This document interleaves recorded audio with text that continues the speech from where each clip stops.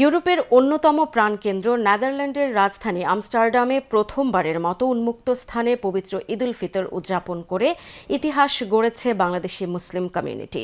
আয়োজকরা জানান, এতদিন ঈদের জামাত ও আনুষ্ঠানিকতা মূলত মসজিদ কিংবা নির্ধারিত হলরুমে সীমাবদ্ধ ছিল।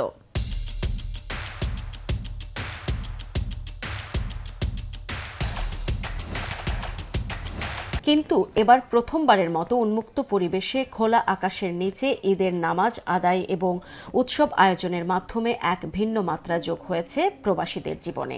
এই আয়োজনে অংশ নেন নারী, পুরুষ, শিশু, কিশোর সহ বিপুল সংখ্যক প্রবাসী বাংলাদেশি মুসলমান।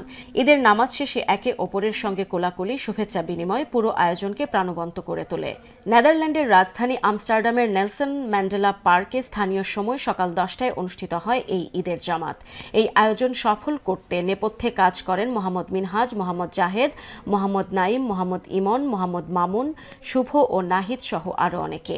তাদের সম্মিলিত প্রচেষ্টায় প্রথমবারের মতো এই ধরনের বৃহৎ আয়োজন সম্ভব হয়েছে বলে জানা যায়। ঈদের এই জামাতে ইমামতি করেন মাওলানা মাহমুদুর হাসান। খোলা আকাশের নিচে নামাজ আদায়ের মধ্য দিয়ে প্রবাসের থেকেও দেশের ঐতিহ্য ও সংস্কৃতির ছোঁয়া অনুভব করেন অংশগ্রহণকারীরা। এটি আমাদের জন্য সত্যি একটি আনন্দের ও স্মরণীয় মুহূর্ত। স্মরণীয় মুহূর্ত আমি বলবো এই জন্য, এর আগে কখনো বাংলাদেশি কমিউনিটির জন্য এরকম উন্মুক্ত স্থানে ঈদের নামাজের আয়োজন করা হয় নাই। যেভাবে আমরা বাংলাদেশে ঈদের নামাজের জন্য একসাথে ছোটবেলা থেকে ঈদগাহে যেতাম, খোলা মাঠে ঈদের জামাত আদায় করতাম, এরকম কখনো হয় নাই বাংলাদেশিদের জন্য। এটা এই প্রথম আমস্টারডামে।